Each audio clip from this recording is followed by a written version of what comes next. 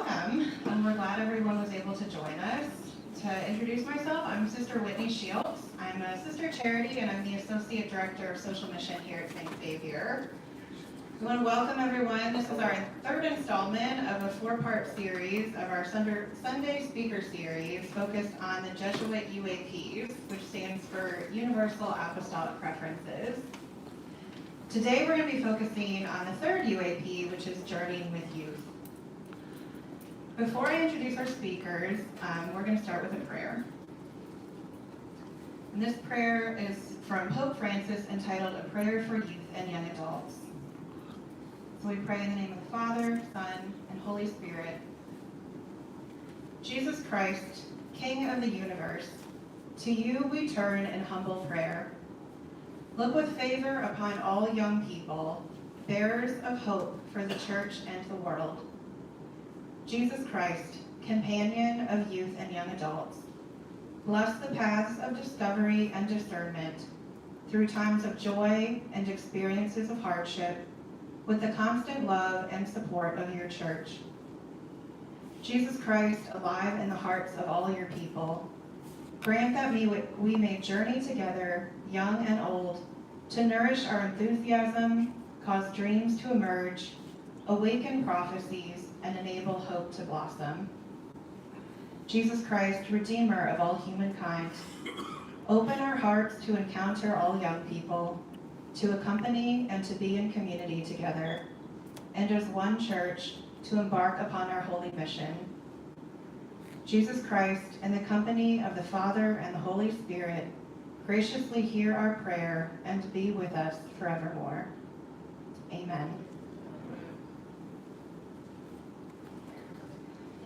So this evening, we're going to be hearing from four young adults on a panel discussion.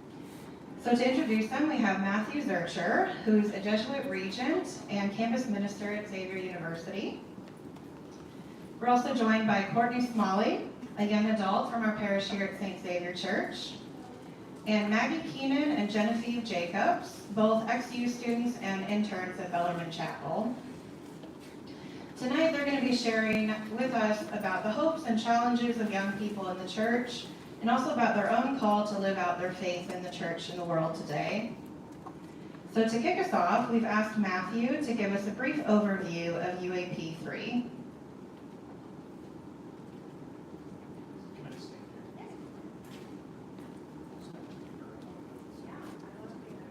Okay, thanks Whitney, Sister Whitney, thanks St. X Church, thanks Jesuit Parish. Family, my name is Matthew Zurcher. I'm from Warren, Pennsylvania, a very small town in Warren, Pennsylvania. And so I guess I'm still young, technically, maybe. I just heard that the cutoff for that is 35, so I got a month. 35 in November, so I'm right on the edge. I'm in formation for the Jesuits, so I'm in my regency, we call it, at Xavier University. And right now I'm visiting faculty in philosophy and a campus minister there.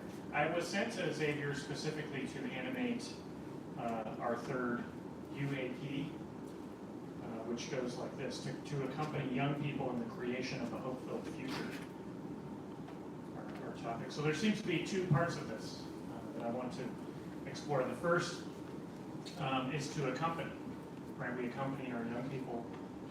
And then the second is that this is toward a specific goal, which is to create a hope-filled future. So I'll offer a quick comment on both of those before we open up for our conversation. On accompanying, my background is in music, so I know what accompanists do. Nobody shows up to watch the accompanist. And the young people I work with every day are trying to sing a song to God about their concerns, their resentments, their loves, their anxieties, and most of all, their hopes. I think most attempts to paint young people with, and especially their tastes and preferences with a broad brush, are pretty misleading. But almost everyone I work with in the classroom or in campus ministry is definitely trying to sing. And I see my job as just trying to sit there and play the sheet music to accompany support them, occasionally encouraging and correcting and consoling, depending on the situation. This particular apostolic preference, I think, is a nightmare for administrators. It's not easy to track, and it cleverly evades metrics. I just learned this term, ROI. Have you ever heard this? ROI, a return on investment. I was like, yeah, same. I mean, I was like, who cares? It's not really possible for me to keep track of the spiritual progress of people learning to surrender to a Christian life. It's not, you don't get an ROI, I guess, or I don't know, I guess you do, but, I was trying to think like what this would look like, and, I was like, am I going to make a document that says, this was Friday, on Friday we went through 4 tissues. One student asked if it was a sin to be majoring in finance. Another came to work through their parents' recent divorce, and in one class, a conversation popped up where students voiced some really uncomfortable experiences at the confessional and their lack of surprise at the popularity of therapy. And in another class, students lamented the selfishness and individualism they see around them. So, how do we respond to this? Well, Jesus, the accompany. Good accompanists don't necessarily pick the song they play what's right in front of them, but they adjust to support the voice of the one singing. And I try to lose myself in them, in their song. I try to ask them questions, I provoke, I listen, I invite them to follow Jesus. I think this is really what evangelization is. And then this creating a hope-filled future business, this is a tough one. It's tough because hopelessness is kind of cool. Maybe it always has been or something, but it seems pretty cool, especially for 18-year-olds. It's like hopelessness is in. You can like wear it like a badge or something. And it's also probably cool because it's kind of called for. People will, you bring out hope and they'll be like, and what do you say to that? Hope is naive, or hope is this rose-colored glasses that keep us complacent. How can you speak of hope when everyone's so anxious all the time? That sort of thing. I definitely understand this. But I also think that so much of our politics, our church drama, our liturgical beads, our gossip, our doom scrolling or individualism, greed, and so on, are just little ways that we avoid the vulnerable, lonely, and tender work of hope. Recently, an interview with Nick Cave went viral. I really want to read this. I'm just going to read this. He's a British punker laureate. He's no stranger to tragedy and cynicism and so forth. So I'm going to quote him here. Unlike cynicism, hopefulness is hard-earned, makes demands upon us, and can often feel like the most indefensible, lonely place on earth. Hopefulness is not a neutral position, it is adversarial. It is the warrior emotion that can lay waste to cynicism. Each redemptive or loving act, as small as you like, such as reading to your little boy, or showing him a thing you love, or putting on his shoes, or singing him a song, keeps the devil down in the hole. It says the world and its inhabitants have value and are worth defending. It says the world is worth believing in. So in his view, hope is revolutionary and countercultural. It reminds me of Pope Francis's frequent evocation of a revolution of tenderness. It lives in little acts of loving what's right in front of us, and I try like hell to model and teach this to my students. I'm cool as I am, and almost not young anymore. I could tell a million stories about how this works out in ministry, and I'm happy to share some of those with you. I took a group to Portugal for Magis and World Youth Day with Catherine, who's here. We took a group of Xavier students there last year. It was the motto of Magis was creating a hopeful future. And you see the flags of every country on earth, and countries who are at war, and they're singing the same song, really, and praying the same prayers. Where does that get to happen these days? So I'm happy to talk to you about those, but really I think it's just cool to be here and explore a little bit about this apostolic preference. Thanks.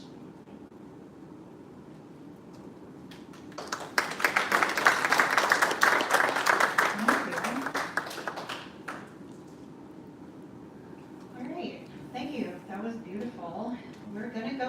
to our panel conversation now. So I just invite our panelists, whoever feels moved to answer can just share the microphone that Matthew's holding. We're going to start by talking about the challenges that young people face in the church. If you want to share either your personal challenges you see for younger people in general, but what do you see as some of those struggles?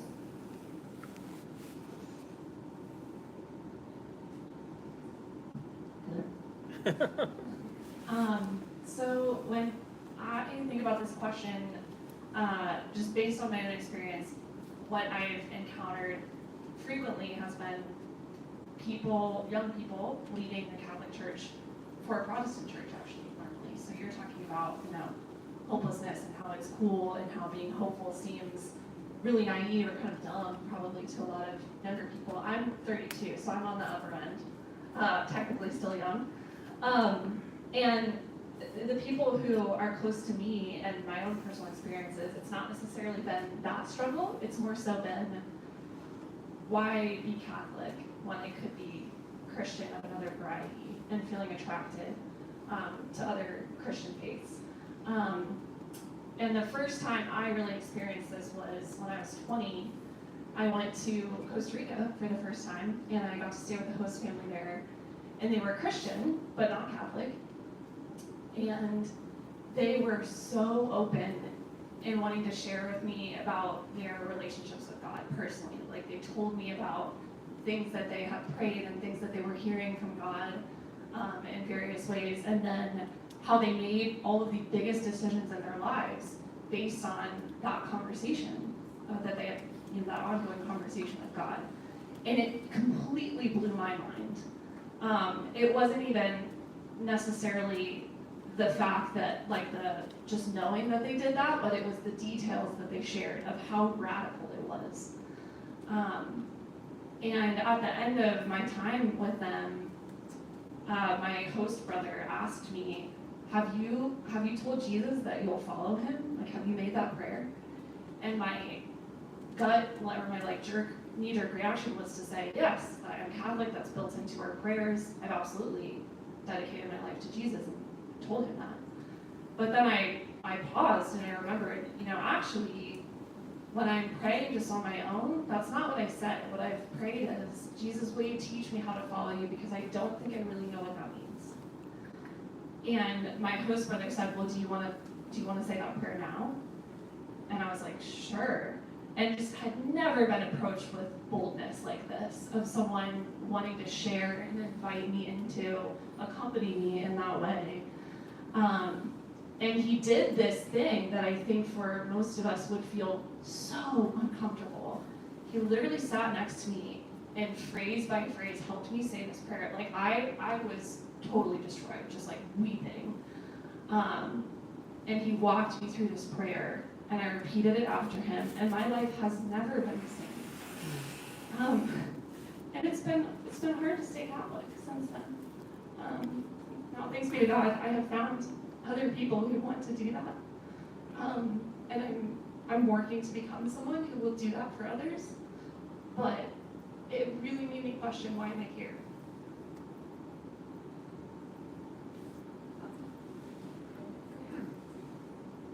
So back to follow-up. I think the biggest challenge for me, it's going to sound really silly, but being a Catholic student at a Catholic university. Because a lot of people think, because you go to a Catholic university, there's outlets for you and there's places you can go to express your faith. But there's also so many students who don't share the same faith, and just being able to have a conversation with them as well, and finding spaces where you can be who you are in your faith, but also be open to what others are experiencing with their faith, and kind of talking and open dialogue with them. I think the biggest challenge for me with all of that is I'm the president of the pro-life club on Xavier's campus, and I get a lot of hate for that. I've lost a friend group. I've had people in my club receiving death threats to go to class, and it stinks, because we're at a Catholic university, we think we're safe in that, but that's not always the case. And just finding people who you share a really strong connection with, and in like the Catholic community especially, it was really important for me in finding that. And those challenges are what led me to kind of be more in touch with the Catholic community on campus. So I'm definitely thankful for those challenges because it brought me closer in my faith and closer to the people that kind of had the same challenges as me. But it definitely is hard trying to communicate your faith with other people when they're not willing to listen. And I think that's my biggest challenge. Hi, I'm Genevieve. This is Maggie. She's a junior at Xavier and I'm a senior at Xavier. I think Maggie touched a lot on external factors, and I think I want to go more internal and say I think we also face a lot of judgment from within the church. I think some people are raised more from a traditional faith perspective, and some people grow up in churches that are more contemporary or have different faith practices when it comes to worship, prayer lives, and things like that. So I think one of the challenges that I faced, and she did too, was getting to Xavier and kind of finding where we fit in terms of traditional versus contemporary practices, and feeling judgment from people who practice differently than us. So the Catholic community, student community on campus tends to be more traditional, whereas the parish that is on campus at Bellarmine tends to be slightly more contemporary.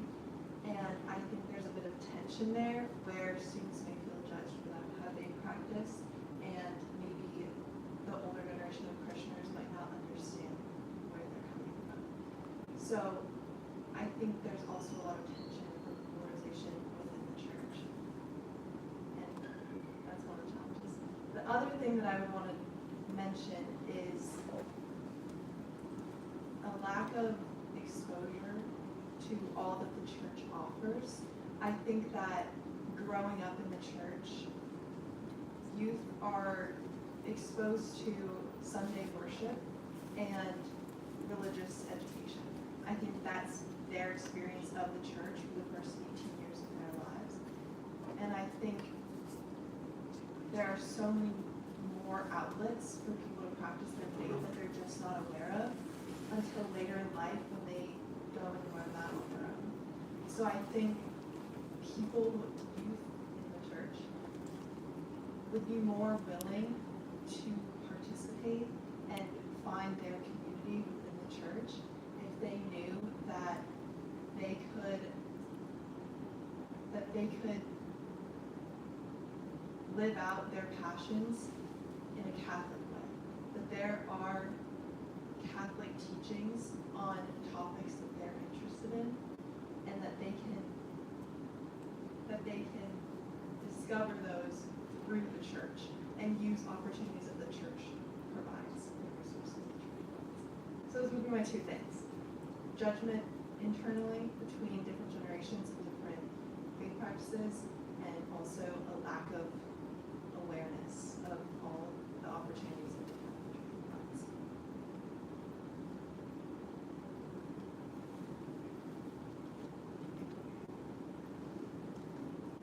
So we were talking about challenges, but hopefully there are some signs of hope.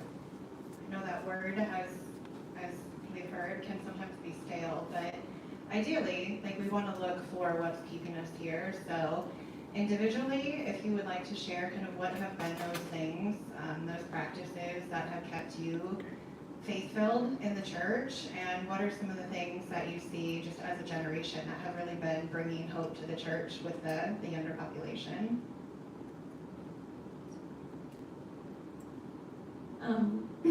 There are a lot of things, and I also actually would second what Maggie was saying about just encountering a lot of judgment.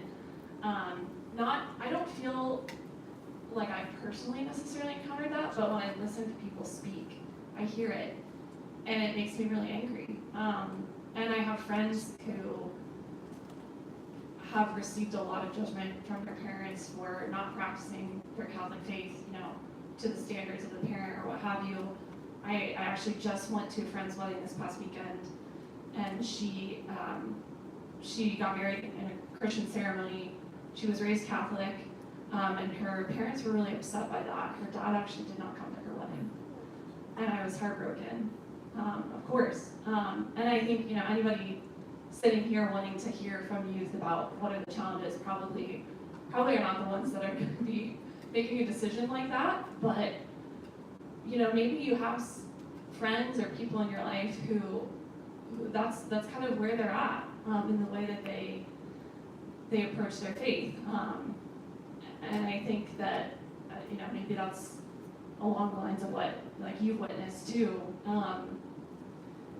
So I know I'm continuing to talk about the challenges, but I don't know, over time as I've seen that type of thinking repeatedly, I think that the way I see it now is it's like we know that throughout the history of the church there have been different heresies or different sicknesses really that have affected the church in different times in different places around the world, or different parts of the body, right, as it's developed over the past couple of millennia.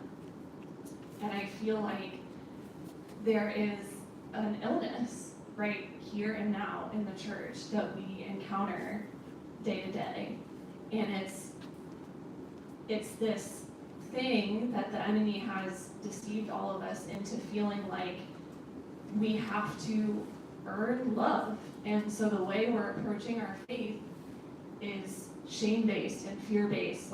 I have to do this right so that I can avoid, eternal damnation, and so that I can eventually be happy and be with God. That's how it feels like people, many people, and me included. I feel that that pressure sometimes to engage with my faith, from a place of fear or shame. And that seems widespread to me, that we feel this, and that we engage our faith that way. And when it's like that, it's it just becomes a set of rules. It just becomes transactional, right? And that's not what we're here for. That's not what this is about. We all know that. We're here for a relationship with God. He created the church, and He created the sacraments and all the things within it as ways for us to build our relationship with Him. So there is a lot of hope. I've thanks be to God, I have met so many people who want to be in a relationship with God and who are engaging in their faith for that purpose. And that's why I'm at St. Xavier, actually, because when I came here and I heard Father Paul preaching, I was like, this guy gets it. So thank you. And for each person who has strove to practice their faith that way, because it is hard, especially if you've been here in the church, you've been to Mass 5 million times, you kind of know what's coming next. It can be easy for that to happen. But I'm so grateful every time I meet someone's willing to share with me about their personal relationship with Christ, for example, or any of their prayer or their just personal desires and their journey. I'm so grateful for that, and I feel not alone when that happens. Actually, one experience of that was our parish mission statement process that we got to do, where St. X and Bellarmine invited every parishioner, if they wanted to participate, to help craft a statement that would lead our parish. And I loved that process so much because we were put in small groups, and I got to hear from 4 to 5 people at a time that are also in our parish family. Why are you here? What are you passionate about? And that was so good for me. So I think that's been what's given me the most hope, is meeting other people who want to share and who are passionate, just who are falling in love with Christ, and the people around them as a result. And I also have come across different Catholic organizations and institutions that are helping me, that have communities that are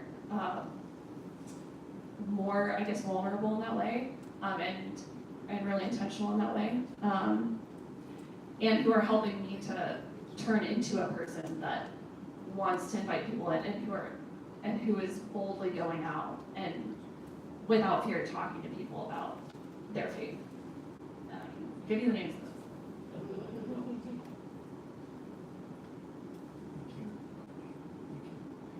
I'm tempted to just be like, hope is an ROI. I can talk about that. It's so tempting to want to just like say, oh, well, you know, look at these numbers, you know, or, but I mean, where I get my hope shots really are like tiny,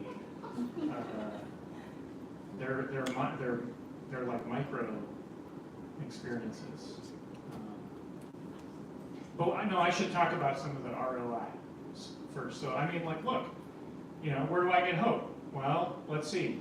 Like last Monday, we installed a tabernacle in a dorm in Xavier, and in one of the chapels there, where we started having Mass 2 years ago. And now, you know, it's usually, we have Mass there two Monday and Thursday every week. And, you know, we'll have 25 students there every time, but this time we had like, I don't know, 48 or something. Father Paul presided, preached about the Eucharist, you know. Kids on a Monday night. That's the day after Sunday. We're not talking Wednesday, it's Monday. So, you know, like 50 kids come and you know, we had Mass and had praise and worship and did some adoration on a Monday, and 50 kids came. It's a Monday. You know, the day before, Sunday, I started this program when we got back from Portugal with the help of the students called Magis Futures, where, you know, we form people to join the church. Tony, in fact, sitting right there, joined the church last year, and through that program. And, you know, it's like nobody has to come to this thing.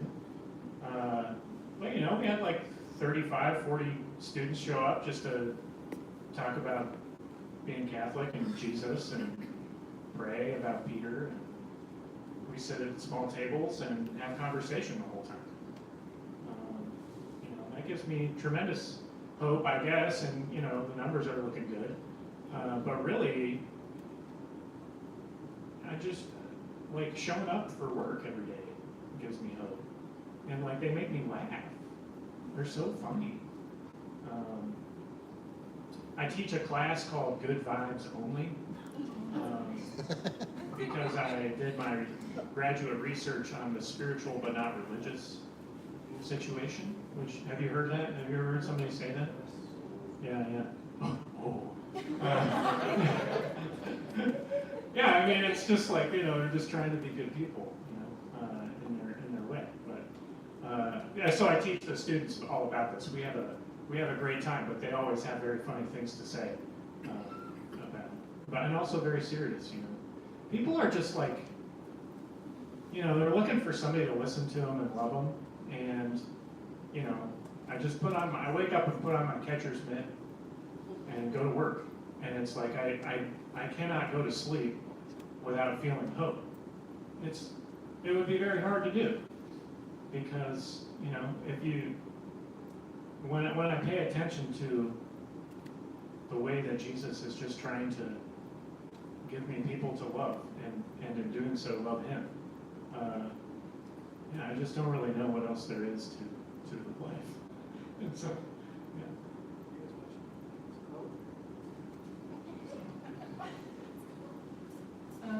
So I think for me, a big thing that gives me hope in the church is just the people I've met.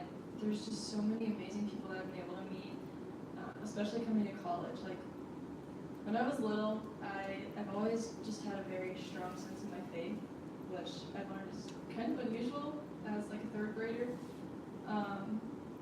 But then, like, always being kind of bullied for like your faith, even though everyone else had the same faith.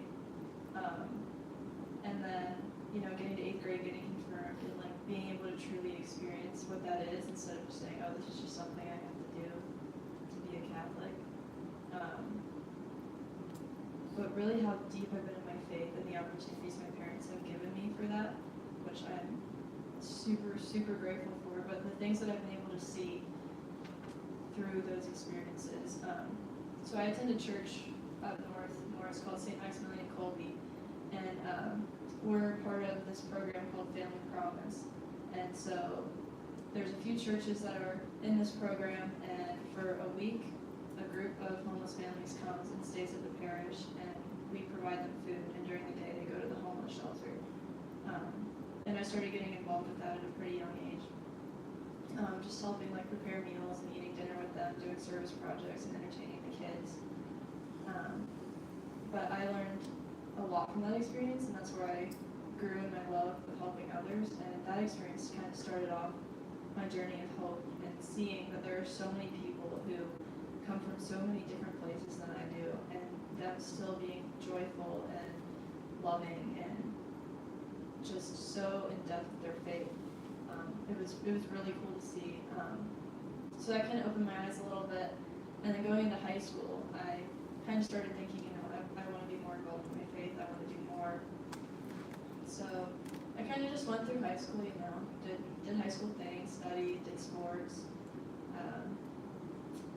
And then toward the end of senior year, I kind of started realizing, you know, I want to go into environmental science, you know, I want to help care for God's creation, and I want to make that my career, not just my vocation. And so, end of senior year, I was like, I need to do something because, you know, our environmental club hadn't really done a whole lot. So I got together with the service coordinator at my high school, and within a week there's a pollinator garden out back. And the amount of students that came out to help with that was amazing. The amount of students that were so passionate, and they just needed someone to kind of take that first step for them to follow. That just gave me so much hope, was seeing all the people that were willing to follow, and having a sister there now at my high school, and seeing her kind of taking over what I had left behind, and everyone who still is involved in like keeping up the garden. It's really cool to see that many people, you know, they want to make an effort to do good. And then coming into college, I had a lot of fallouts with people in high school, you know, just people who didn't think I was being true to my faith, thought it was all just a show. But coming to college and really truly finding people who were as in depth with their faith as I was, and building community with them, and just how close I've been able to get to those people. And also, not just at Xavier, but also being able to go to UC and their Catholic community nights and meet people there in Miami. Just kind of this whole network. And we actually have a group chat now. It's the Rising Catholic group chat. But there's like people from all the colleges in our area that are just passionate about their faith and want to share it with all the other colleges in our area. So we kind of get together sometimes and do really fun things, go out and help other people, share our faith with them. It's just really cool to see like how many people come together when Jesus is present in our lives. And I think that's something that has ultimately given me the most hope, is like once I open myself more and more to Jesus and like get deeper in my own faith, the amount of people I'm able to share that faith with, and the amount of people who in turn share their faith back with me, and the connections you make, and how much more you're able to go with those people you've invited in and invite even more people in, and just building up that community. It's really cool to see. That's definitely where I get the most hope. I have a lot of hope because I witnessed the Catholic student community on Xavier's campus recover from COVID-19. I think the restrictions that were caused by COVID kind of halted a lot of operations at Xavier. And when I got there, I graduated high school in 2021. So I got there when we were all wearing masks and every other pew was blocked off, so you had to sit separately from other people, and it was really hard to find community because we weren't really allowed to have a tight community. Physically, we couldn't be together. So I came to Xavier at a time when it felt like there was a really, really small community, or maybe there were people, but we couldn't find them. We didn't know where they were. And over the past 4 years, I've gotten to witness the Catholic community grow so much. And it's really beautiful and gives me a lot of hope for the church and for Xavier's future. When I first got to Xavier, we have student mass every Tuesday night, every week for the entire semester. And there were probably 10 people there at most, typical Tuesday. And now, Zurcher, how 50? Wow, okay, so 80 people at a Tuesday night mass. It's After really... Monday also. Tabernacle on Monday. We had Catholic student mass on Tuesday. We had 80 people. So it's really great to see our numbers increasing. So that's a metric. I mean, we can count how many people go to these weekly masses. So that's been something that's really great and just gives me a lot of hope. I think now being able to go to student masses on Sundays and sit with people and know people's names and their faces, and the numbers just keep growing. You get to meet so many wonderful people. I think that's given me a lot of hope. I've also found hope in the larger gatherings that I've experienced. So my sophomore year of college, over the winter, I was able to go to this conference called Seek. Has anyone gone to Seek? Okay, great.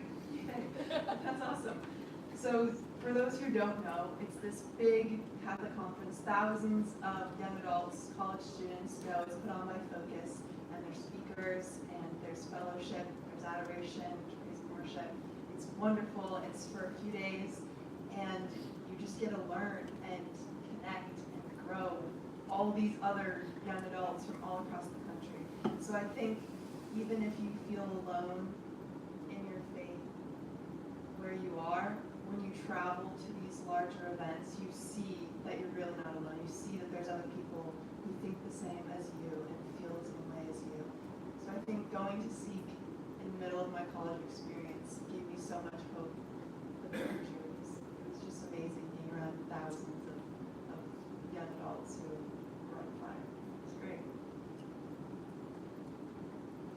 Thank you. So as you talk about the hopes and the joys that you see in the church, I'm wondering if you could, you've already touched on some of these, but are there any experiences or practices in your daily life that you found to be particularly nourishing and life-giving to your personal life, spirituality?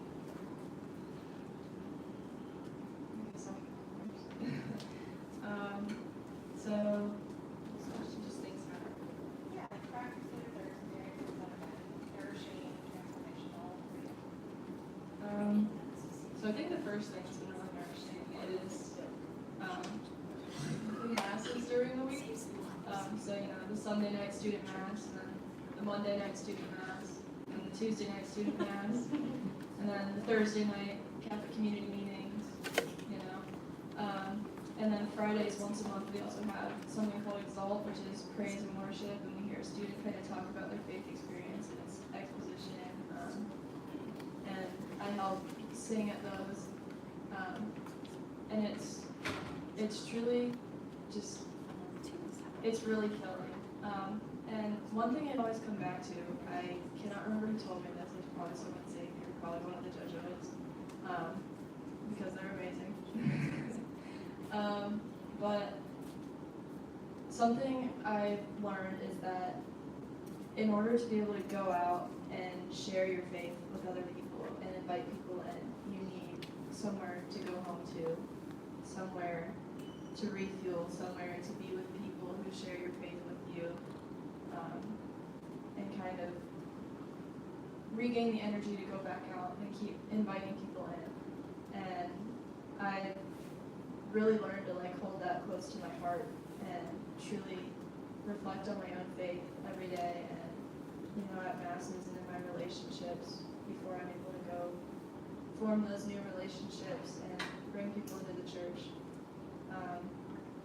So every day I'll pray a lot, but I also just, even if I'm not praying, just looking for God in the everyday things. Like if someone's having a rough day, like being able to lift them up and just inviting them to pray with you, or doing homework in the CFJ, which is where a lot of the people at Xavier work, and just seeing everybody walk by and being able to talk to them and just debrief. And then also just being outside, like me and Genevieve being sustainability industries, I kind of tend to love being outside a lot more, and that's kind of where I experience God the most. So anytime I have a chance to just be outside and just feel the wind on my face, I feel like that's God telling me to just take a deep breath and, kind of reflect on where I'm at and how capable I am of sharing my faith with other people in that moment, and if there's anything I can do to strengthen myself to help strengthen others. So kind of just like reflecting on my own faith life first in order to go out and truly share my faith experience with others in a way that's going to connect with them is a big part of my everyday.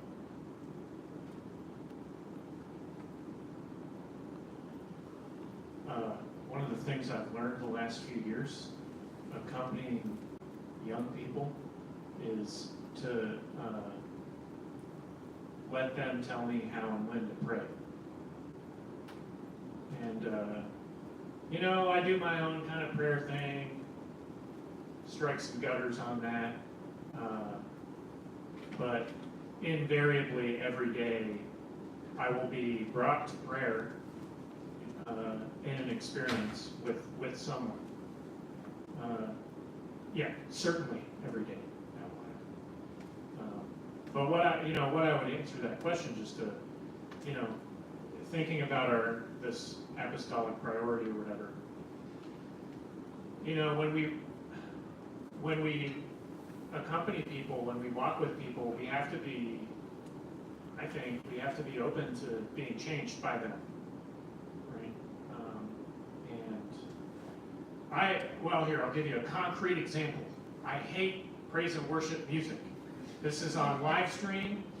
This is going to be on YouTube. I will say this publicly. I hate praise and worship music. I've always hated it. It's sappy. Can't stand it. However, I now cry frequently playing and listening to privately praise and worship music because it's now connected with people, beating hearts, like Genevieve and Maggie, for instance, whom I love and would lay down my life for. And so when I hear the songs, I think about laying down my life for my friends, and Jesus said that. And so, and I still don't really like, whatever. It's not even really music anymore. It's now a relationship. And so, I think, what are the prayer practices that are involved in accompanying young people in the creation of a hope-filled future? Well, I think it's like, letting them show me how they're praying, and then working with that and informing and growing and planting seeds in that and cultivating that and helping it flourish, right, in the way that I know how. I have a little more experience, right? But letting myself be moved and my own prayer life be moved by the people that I work with. You're making me cry. A couple of things in answer to that question stand out to me that I've gotten to experience over the past 12 years now, since that summer when I was 20 and I had this family pour into me in that way.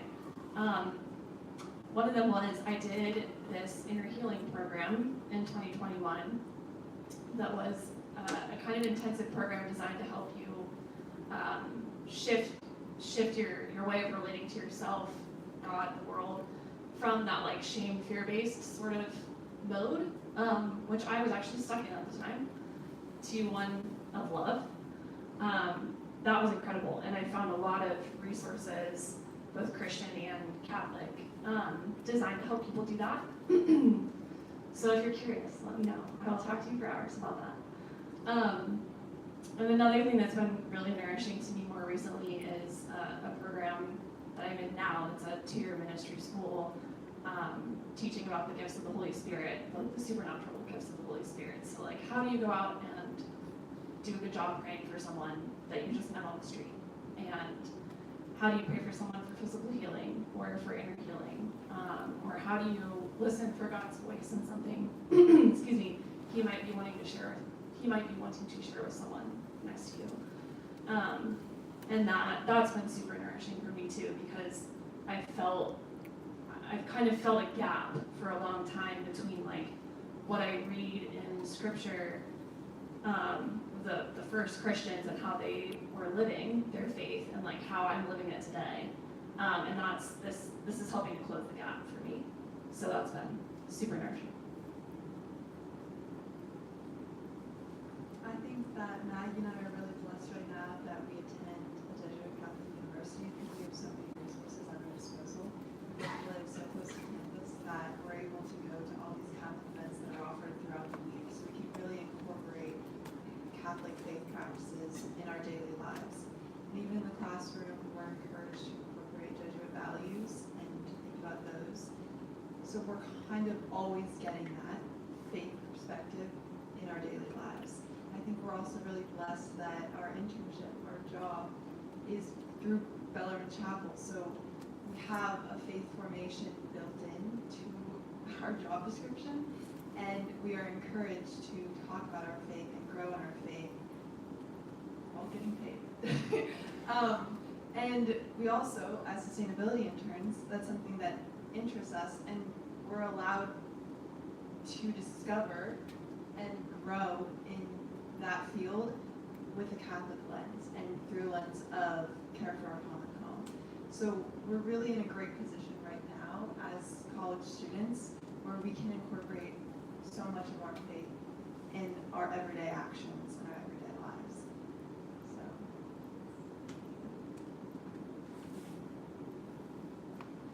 So we still have some time for questions from the audience. So if anyone has questions for our panelists, if you want to raise your hand and I'll bring the microphone.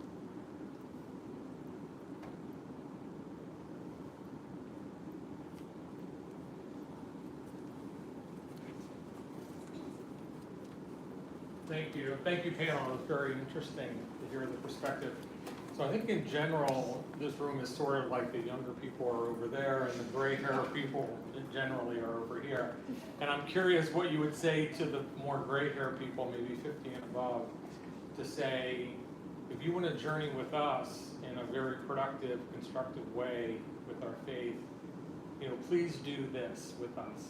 We heard some of, please, don't do some of that, but please do. And I think in particular, for those, many of us have children and grandchildren who have fallen away, who are maybe in different communities that are maybe not consistent with the Catholic teachings. We still love them, but maybe don't fully understand them. So I'm just curious what advice would you give us, how we can better accompany and journey with younger people in a constructive way?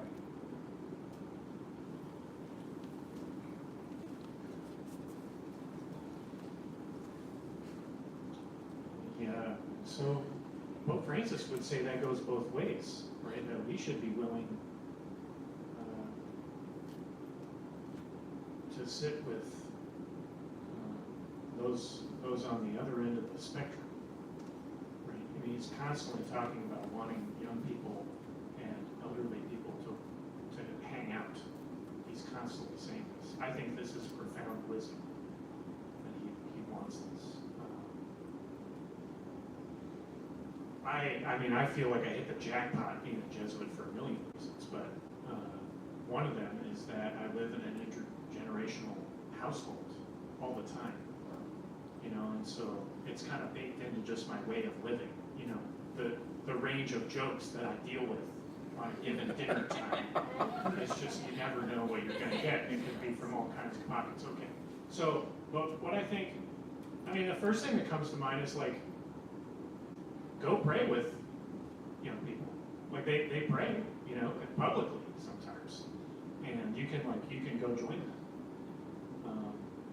You know, the thing that I'm thinking about a little bit is like, you know, and I'm not that much older than the students that I work with, you know, a decade and a half or something. But I'm in a different generation, I suppose, and there's some differences, and I, you know, like I don't get some of the stuff that they're into, but I think that's an even better reason for me to be open to what they are into, you know, and to explore what they're into, and like say, okay, you want to do what? Well, let's make it happen. You know, I want to do that for you because I care about it. You know? And I think it's weird, but we'll deal with that later. You know. So I think just like, yeah, go pray with them. You know, and like as far as the you know, the family members and stuff. I mean, I think that's like every family deals with that. But what I really have noticed, especially in just thinking about and working with spiritual but not religious people so much, you know, is that like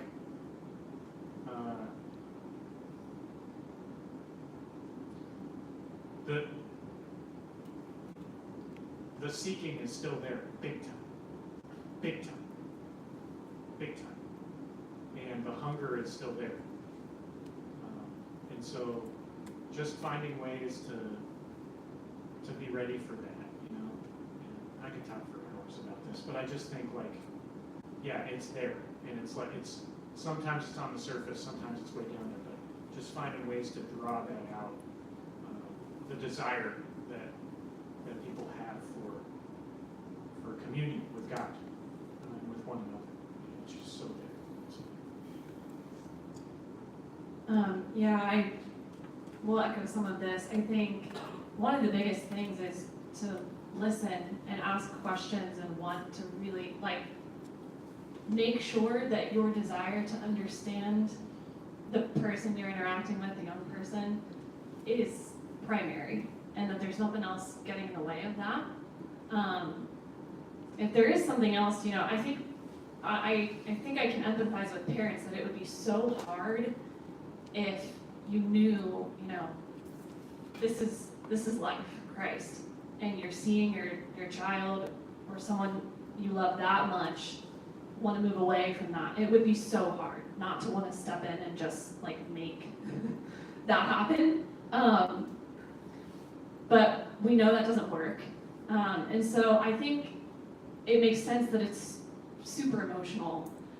But if you have a family member who's wanting to make some decisions that you're worried about, I think you have to deal with what you're feeling first before you can really have a productive conversation. Like, I think praying about what you're feeling, if it's extreme fear, if there's anger for some reason, I don't know what all the different emotions might be, but take that to God and figure that out first, right?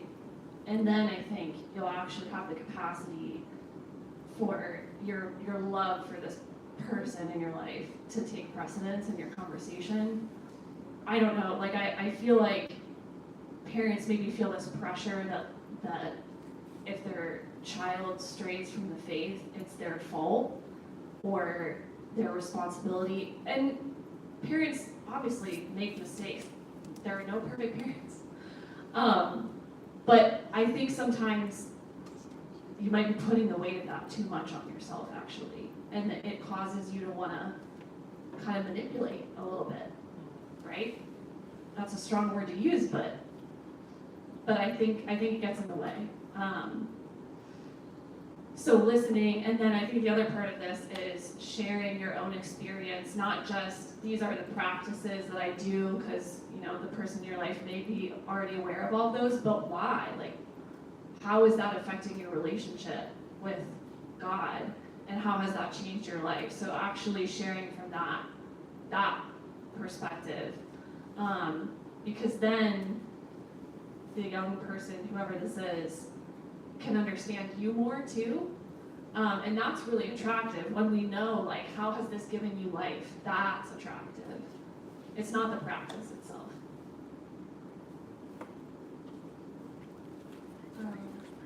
So I've had a lot of different experiences between generations.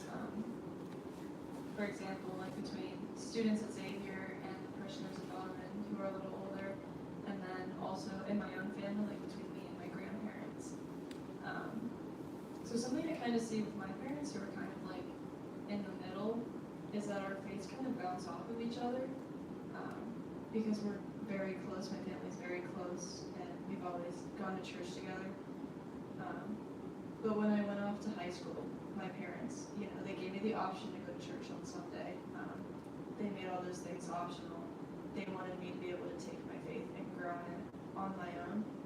And being given that chance, having parents who supported me in my faith and have always supported me in my faith and given me the opportunities to grow in it and giving me that option, I think was really nice because I felt like I wasn't pressed into, practicing my faith, but I could be so in depth with my faith if I chose to do so, and that was really helpful for me. And I have a twin brother, and he chose the optional route of not always going to church on Sundays, and he's still very deep in his faith, but sometimes he falls off a little bit. And something I've noticed is just by being so deep in my faith and my parents and my siblings seeing me living out my faith, it has been very helpful in them growing in their faith as well, and us being able to talk about it together and kind of grow together in our faiths together was just being able to observe each other in our faiths. And something with my grandparents as well.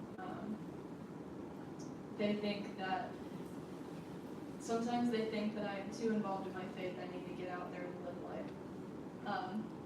And what I tell them, I really don't tell them anything, I pray for them, because they are also very deep in their faith, but when they were kids, they weren't necessarily as involved in their faith as I am right now.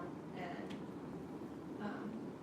but then after being used to me living out my faith every day and seeing that I'm going to stand strong in my faith no matter what I do, it's really influenced them as well to really be supportive of me and my faith. So just the longer they've been around me and the longer they've seen me being influenced by my faith every day, it's made them also want to grow in their faith and us grow together, and we've been able to have dialogue as well.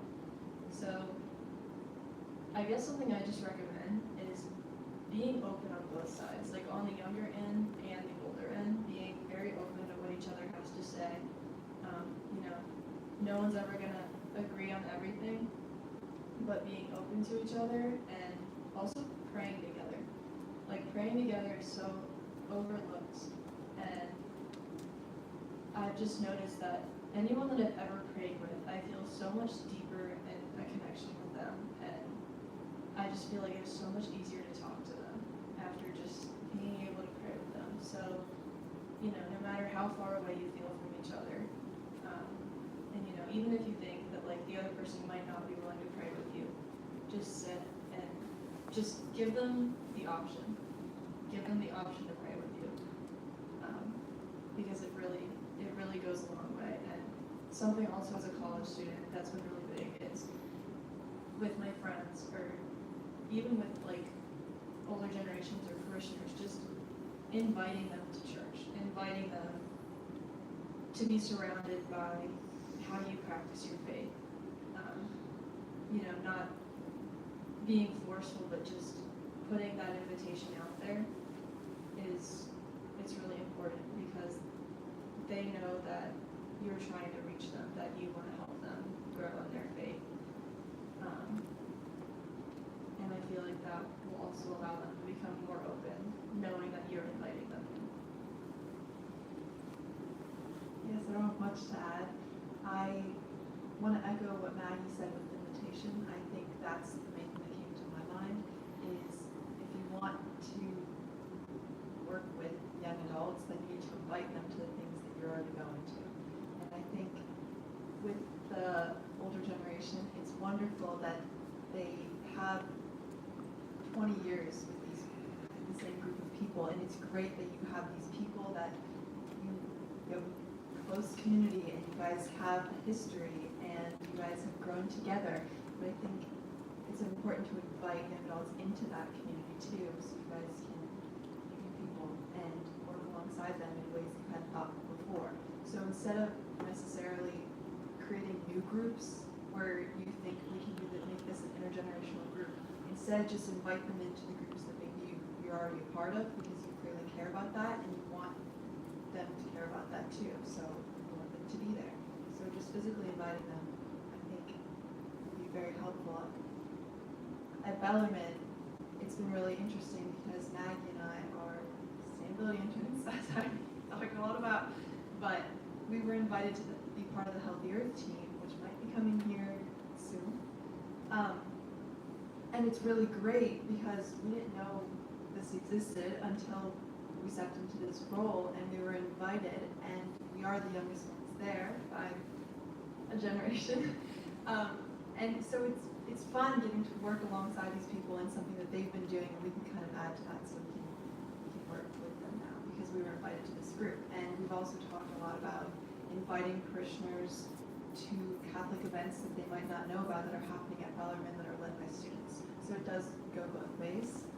The young adults can invite the older generation to things that they're passionate about, and the older generation can invite young adults to things they're passionate about, so we can work alongside each other. Thank you. So we do want to try and honor everyone's time and keep this to about an hour. So if we can just thank our panelists again, Matthew, Courtney, Maggie, and Genevieve. Thank you so much for